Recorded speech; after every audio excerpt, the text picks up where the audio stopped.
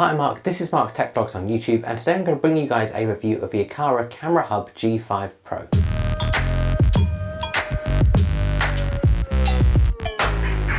Now this is a brand new product from Aqara that's only just been released, but I've been lucky enough to be using it for about a month now. And if we exclude video doorbells, this is Aqara's first outside camera. Now we first heard about this camera at IFA in September last year, but being able to get my hands on one has been brilliant just to try it out and put it through its paces. So in this video I'm going to share with you everything you need to know about this camera, but also my thoughts having used it for a month. And there's a lot to talk about, so I will put some chapters into this video so you can easily navigate to the thing that you want to see. And let's start off with spec. So this camera comes in two different versions. You can get a PoE version and also a Wi-Fi version. Now the version I've been using is the Wi-Fi version. Now this camera has a 4 megapixel camera built in. And one of the standout features of that camera is that it has true color night vision. Alongside that, it's also got built-in AI to recognize things like faces, vehicles, animals, and also noises. That's because it does have a microphone and speaker built in. All live and recorded video is end-to-end encrypted, which is great for security. And the onboard storage can sync to the cloud, straight to your device from the camera itself, or to something like network attached storage. Now whilst I did take a trial of the cloud out, I've mostly been using it with my network attached storage. And in the settings for that, you can choose whether video is stored for 7 or 30 days. If you do want the cloud storage beyond the free trial, it's $9.99 for multiple cameras or $4.99 a month for just the one camera. You can also save a bit more by paying for a year up front. This isn't massively expensive, but as someone who doesn't like paying for subscriptions for devices, I find either using the onboard or my own network attached storage works perfectly fine for me. What you want to do is check out the features of the streaming and work out whether you need that or not. But as I said, it does have some onboard storage, which means you can still stream some video straight from the device. And that applies everywhere. And if you use it with Apple Home, the video that Apple Home captures will be stored in your iCloud account. And again, you can access that anywhere. It's worth noting that Aqara does pick up some extra actions that Apple Home doesn't. And the mention of Apple Home is great because it's worth saying that this camera is Matter compatible. And not just that, it is Matter over Thread compatible. What that means is that it's compatible with Apple, SmartThings, Google Home, Alexa, and IFTTT. Of course, it's also compatible with Home Assistant. It also acts as a Matter controller, a Thread border router, and a Matter and Zigbee bridge. That means you can connect Aqara and other third-party products to it, and it will act as a hub. This is great because it means you don't need a hub with this device. And of course it can also act as a hub for your other devices. And then for the Wi-Fi version, it works on both 2.4 and 5 GHz networks. And in terms of power, it's worth noting that this is powered by a USB-C cable. That means you're going to need to work out how to get the cable to it. For me, I've just put it out my window. Of course, as you'd expect from an outside camera, it is IP65 rated. It can also operate in temperatures from -30°C right up to 50°C. For the video quality, via the Aqara app, it supports Quad HD, but if you're using the Apple Home app, you'll only see 1080p video in there because of the limitations of Apple Home. And then the camera also has a 133° diagonal field of view. This is great for capturing a big area. This camera also has a built-in spotlight, and that spotlight actually gets exposed to Apple Home as well as a separate light. Alongside that, this camera also exposes a security system and a motion sensor to Apple Home. That means you can tie all of those things into automations. So that's pretty much it for the important stuff with spec. Let's talk about the design. So this camera has a really nice looking design with an all grey body, a black front, and rounded edges. The bottom has an adjustable stand which allows you to angle it and also add a little bit of height if you want to. The front of the camera has the lens, the light, and the sensor, and it looks a bit like the camera bump on an iPhone. And honestly, this is probably the best looking outside camera I've seen. Now this camera can be both freestanding or wall mounted, which is great for flexibility as well, especially if you don't want to drill into your house. And this leads nicely to talk about setup and installation.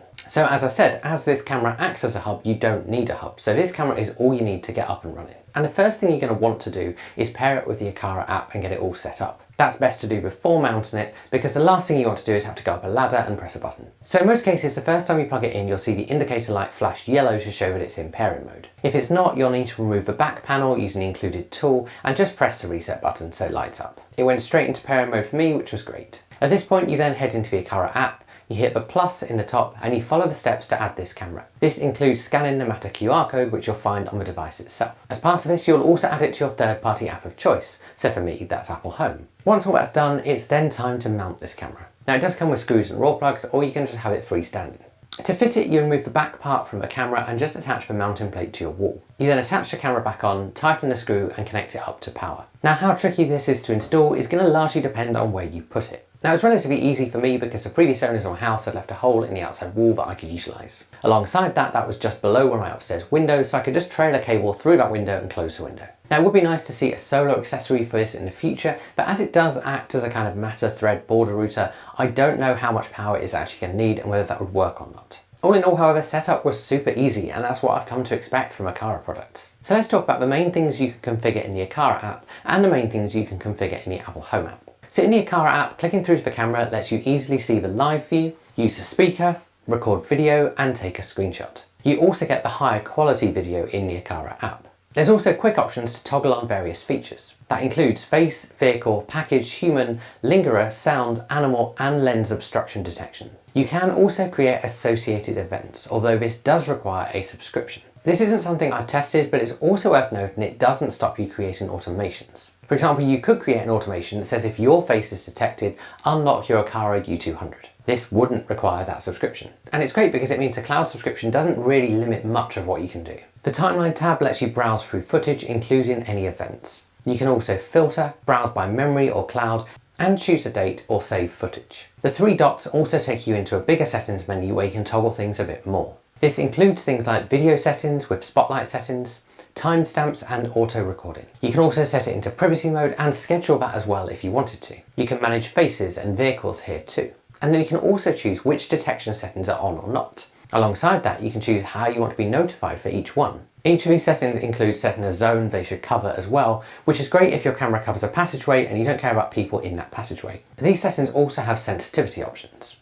It's also here you can set up a network attached storage option if you want to. And what all of this boils down to is that the Aqara app gives you a lot of ways of customizing this camera for exactly what you want. Moving into the Apple Home app, you can click the tile on your home screen to view the camera's live feed. It's also here you can browse through events that the camera has saved. Alongside that, you can toggle on the microphone and speak through the camera. You can also click into settings to tweak a few things like notifications for types of motion, whether it records or not and whether it does that when you're at home or away. And then you can also set activity zones as well. Again, this is great if you want to black out a certain area and not cover it. The camera also exposes a light and motion detector to Apple Home alongside a security system. That means you could create an automation that turns that light on for a certain amount of minutes when it detects motion. This might be useful for deterring someone, or also if it's in part of your garden where you haven't normally got a light. And between Apple Home and Aqara, there's basically every setting you could possibly want. The advantage of the Apple notifications is you do get a small thumbnail, but Aqara gives you much more flexibility. Personally, I found using a combination of both of those is really useful,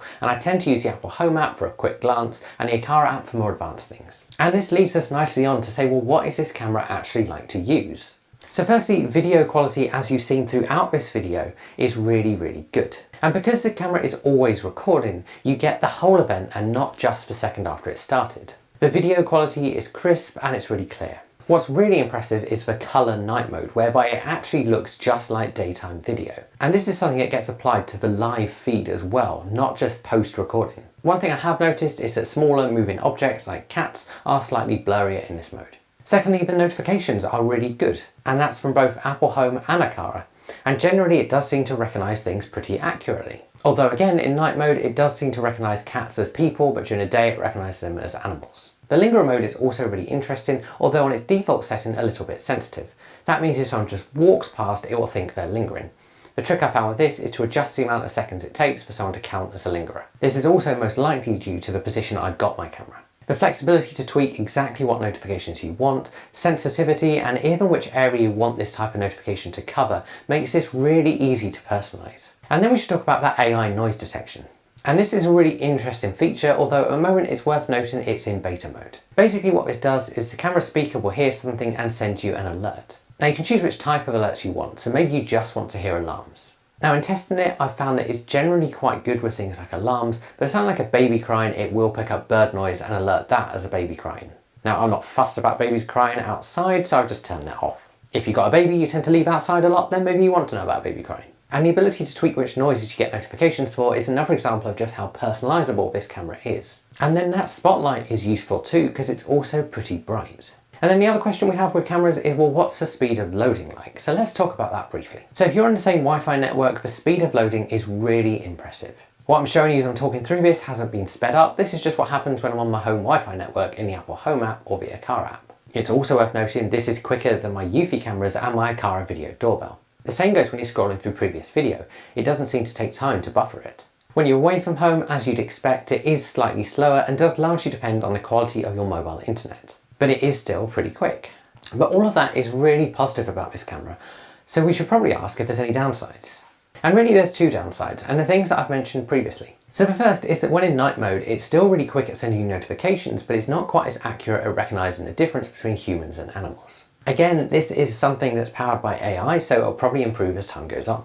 And the second downside is that it is hardwired, and so for some people this is going to be trickier to install if you can't find a way to get power to it. The easiest way is to do what I've done, whereby you just put your power cord out your window and close your window. It would be nice to see a solar panel attachment in the future, which is something that Eufy have done with their cameras. All in all, however, what's the verdict on Aqara's first true outside security camera? And I feel like what Aqara have done is taken their time in releasing an outside camera. And in doing that, they've waited and then released something incredibly impressive. The design is compact and modern, video quality is really good, object recognition is generally pretty accurate, and the colour night mode is insane. For Apple users, the fact that it doesn't just expose the camera but also exposes a light, a motion sensor and a security system is really useful for extra automations in places you might not normally be able to have them. You can even set it up so that if motion is detected where your camera is, you get a light colour change in your house. And this is just one illustration of how the G5 Pro is a really well thought out camera. Another good example is that this is also a hub. That means if you want Matter or Zigbee devices in the area outside of your house where this camera covers, this camera can be their hub. If you've got any questions about the G5 Pro, stick them below and I'll answer those for you. I'm going to keep using this camera, so I will be able to answer any of those questions that you've got. If you do want to pick one up, I'll put a link below. That will take you to Amazon in whichever country you're in. That's an affiliate link, so if you use that link and make a purchase, thank you very much, because that helps this channel out. It doesn't cost you anything to do that, but it helps me keep making videos. This isn't my full-time job and I never take sponsored videos. That's because I always want to make honest reviews and not be tied to what I can and cannot say. If you've enjoyed this video, give it a like because that also helps this channel out. Subscribe if you want to see more, and I'll see you guys again soon.